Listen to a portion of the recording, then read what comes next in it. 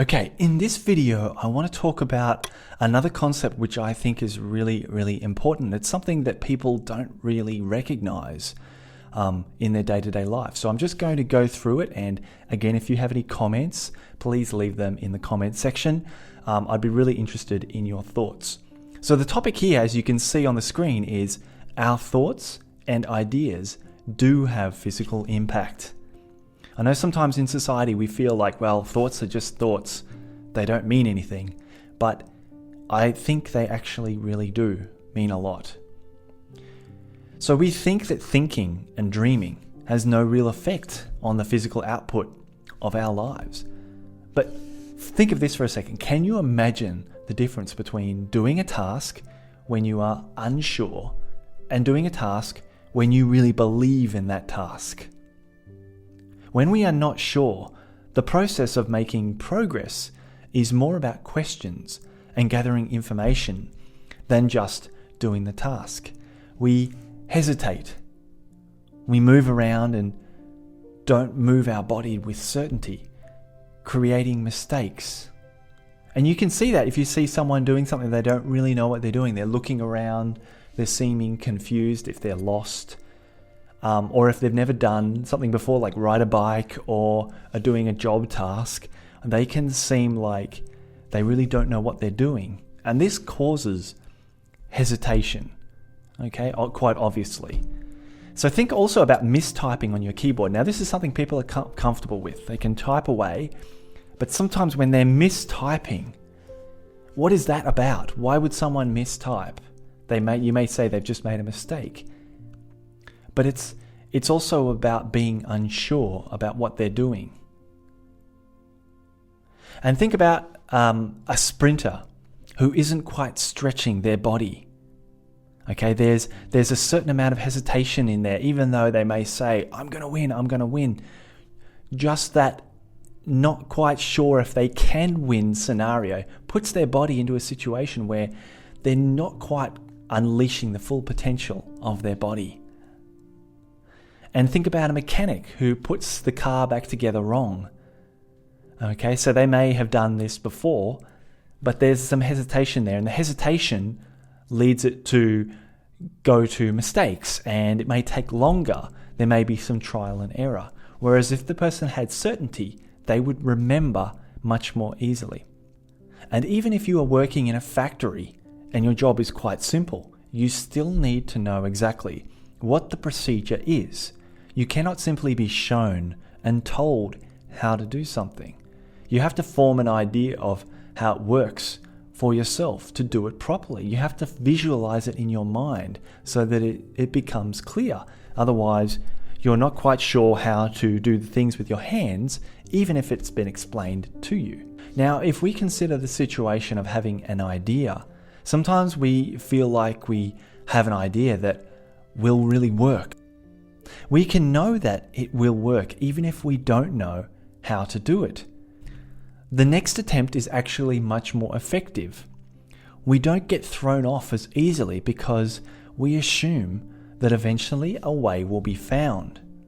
Secondly, we also start to notice in our environment that there are things that will help us. We notice through the reticular activating system of our mind that we have the resources to help us. We find people to help us, guide us. The mind is used to sorting out billions of bits of data every second. And we are only taking in a very small percentage of the information around us, just because only a small part is actually relevant for us. But it is only from our ideas, our imagination, that any of this data means something. It is filtered by the reticular activating system of our mind, which is like a filter, to select what is in line with what we truly believe. So, back to the initial idea, if we see failure when we start a task, we will create failure. If we see success or we predict success, we will see more success and experience that success and find things to help us by the very idea that we're going to have success with that. But even beyond this, we are not just picking and choosing from the obvious environment. Our environment is actually subtly being shaped by our original ideas of this will work out, this won't work out. And I've experienced this when in groups of people.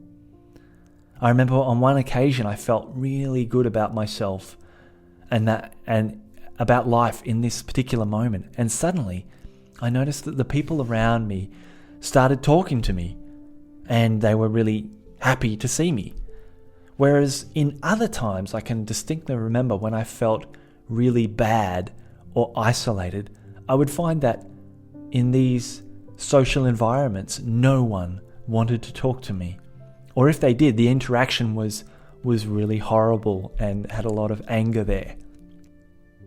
So even just having an idea initially, when we undertake something, the mind changes what you see, but it also subtly changes the events in the environment.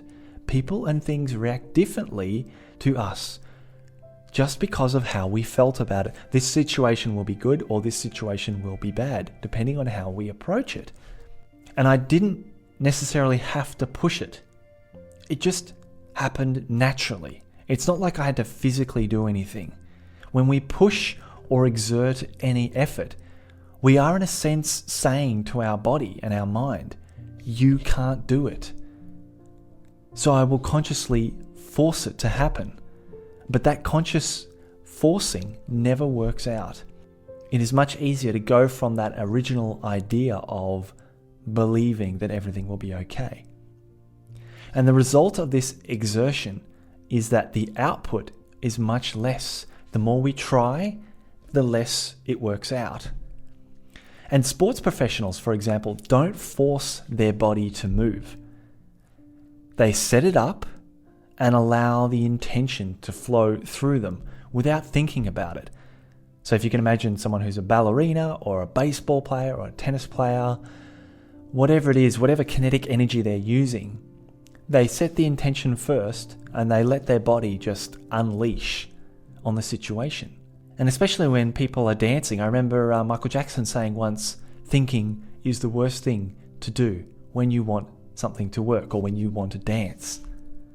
So it's really about intention initially before you actually do the task. The intention is really what we are doing. And without the thought ever crossing our minds, that conscious chatter, we are behaving in ways to reflect that intention. If we approach something well or positively, it will work out. If we approach something negatively, it will work out that way, regardless of how we try to consciously change ourselves. We think we are consciously dictating our behavior, but once that intention is there to go and do something, we have already left our body. Like if you go for a walk, you don't have to think about moving every step. Your body just does it. The body is just moving itself through the subconscious. Think about a baby that has not learned to walk. They cannot move because they have to wire the intentions to the physical body for the first time. And once it's learned, the movement happens before you can even blink or think about it, because we're not actually doing it consciously after we've learnt it.